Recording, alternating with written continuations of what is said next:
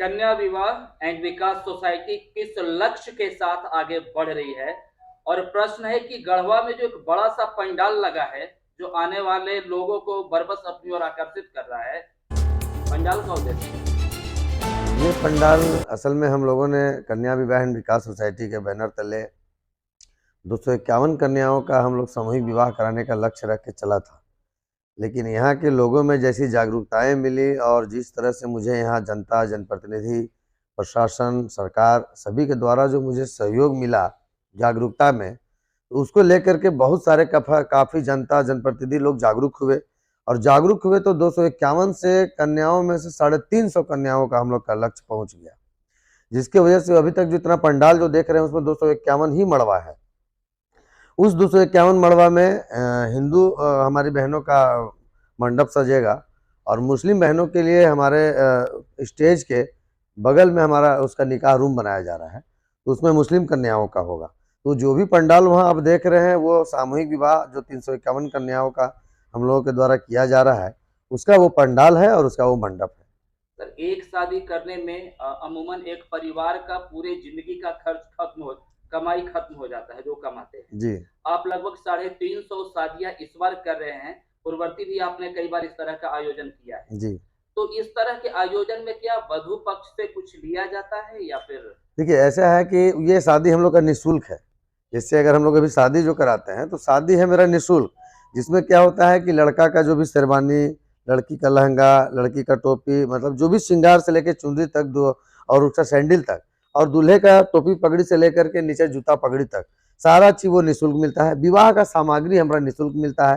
तो उसमें हम लोगों ने पहले निःशुल्क करता था, अभी हम लोगों का रजिस्ट्रेशन चार्ज है वो 11,000 रुपया है। वो 11,000 मतलब दोनों के पक्ष मिल करके देंगे, या लड़की वाले देंगे या लड़का वाले देंगे, उससे मतलब नहीं है।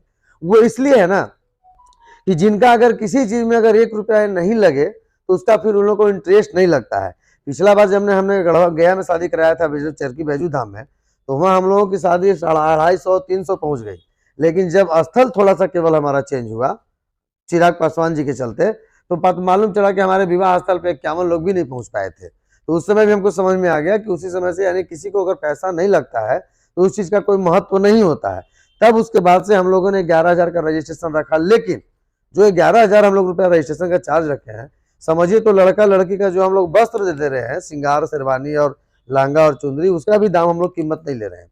उसके अलावा पूरी विधि व्यवस्था, साथ में मंडप में पूरा विवाह का सामग्री, जयमाला का सामग्री, उसके साथ साथ विदाई की सामग्री जो हम लोग शादी करने के बाद विदा करते हैं, जिसमें हमारा गोदरेज है, पलंग है, बर्तन है, गैस चूल्हा है, आयरन है, कुकर है, तोशक है, रजाई है, तकिया है, मच्छरदानी है, बेडशीट है, ये सारा चीज दे करके हम लोग लड़कियों को विदा करते हैं। बारातियों के लिए भोजन की बाराती और सराती और दर्शक तीनों लोगों के लिए भंडारा की व्यवस्था चलती है। कितना ही आदमी आए जाए खाएं, किन्हीं की तरफ से कोई परमिशन मतलब रोक टोक नहीं है क्या 5 आदमी से ज्यादा नहीं आएंगे या 10 आदमी से ज्यादा नहीं आएंगे, ऐसा नहीं है। वर पक्ष वधु पक्ष जितने लोग से आए, दर्शक लोग भी आना चाहते हैं कि आए कि ताकि हम भी देखते हैं कि सामूहिक विवाह होता कैसा है। उन लोगों के लिए भी हमारे पास भोजन की व्यवस्था है। हिंदू मुस्लिम सौहार्द को लेकर हम आपका पोस्टर जब देख रहे थे तो उसमें मुस्लिम चेहरे भी थे जी। आपका भी है, बगल में शादी के साथ जागरण भी लिखा हुआ है जी। तो किस तरह का माहौल बन रहा है? देखिए, माहौल तो क्या है ना कि हम लोगों ने ये गंगा जमुना का जो तहजीब हम लोगों ने दिखाने का लोगों के काम कर रहे हैं, इससे हम लोग ये दिखाना चाहते हैं कि हिंदू, मुस्लिम, सिख, ईसाई आपस में है भाई भाई। ये तो बहुत पुराने लोगों से कहते हुए आ रहे हैं, लेकिन उस चीज को धरातल पे नहीं हो, केवल लोगों को बात बोलते हैं। लेकिन हम लोग मुस्लिम समाज में ही एक मुस्लिम, 2 मुस्लिम ऐसे मिल जाते हैं जो पूरी मुस्लिम समाज को और हिंदू समाज को लड़ा देते हैं। हमारे हिंदू समाज में कुछ ऐसे हैं जो हिंदू मुस्लिम करके दोनों लड़वा देते हैं।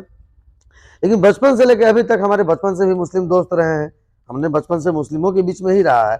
हम लोगों ने तजिया भी बनाया है, मैं रोजा भी रखा हूँ। तो ऐसा नहीं कि रोजा रख लेने से या किसी पार्टी में किसी की त्यौहार में इन्वॉल्व हो जाने से हमारा समुदाय चेंज हो जाता है, ऐसा नहीं है। हम लोग का विचार सिर्फ चेंज रहता है। तो उस समुदाय को मिलाने के लिए हम लोगों ने एक छत के नीचे यह निकाह भी कराने का काम कर रहा हूँ और विवाह भी कराने का काम कर रहा हूँ। शादी को यज्ञ माना जाता है कि मैंने भी यज्ञ पार कर लिया। जी।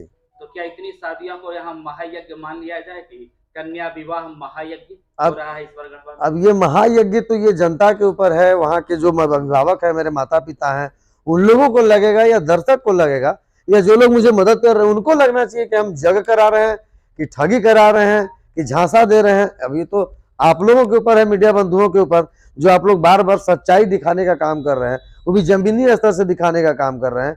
जिस पे डेग पे हमारा बाइट चल रहा है, डेग पे लोग जाकर के वहां दिखाने का काम कर रहे हैं कि आज पलंग इतनी तैयारी हो गई, गोदरेज इतनी तैयारी हो गई, पंडाल यहाँ तक पहुंच गया। तो जाहिर सी बात है कि आप लोग बचपन से लेकर के जवान होने तक का आप पूरा पारदर्शिता दिखा रहे हैं लोगों में, तो आप बता सकते हैं कि माहौल कैसा है। कितने बजे जाग जाते हैं और सोने का वक्त क्या होता है?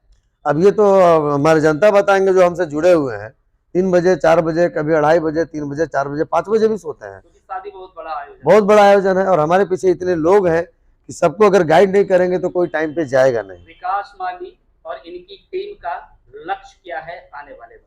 विकास माली और इनके टीम का हमारा मेन लक्ष्य है, जो ये गरीब माता पिता जो अपनी बेटियों का विवाह करने में असक्षम होते हैं, प्रताड़ित होते रहते हैं, चाहे वो मानसिक हो चाहे शारीरिक हो, विवाह के चक्कर में उनको जो बोझ सताए हुए रहते हैं, जिसके वजह से अपना खेत जमीन बेच देते हैं, कोई अपना इज्जत बेच देते हैं, कोई धन दौलत सब खत्म करके और एक बेटी का विवाह करते हैं। उसके बाद वाली बेटियों का भविष्य कुछ नहीं है, उसके बाद उनके माता पिता का कोई इनकम नहीं है, तब वो बेटी के विवाह करेंगे कहाँ से?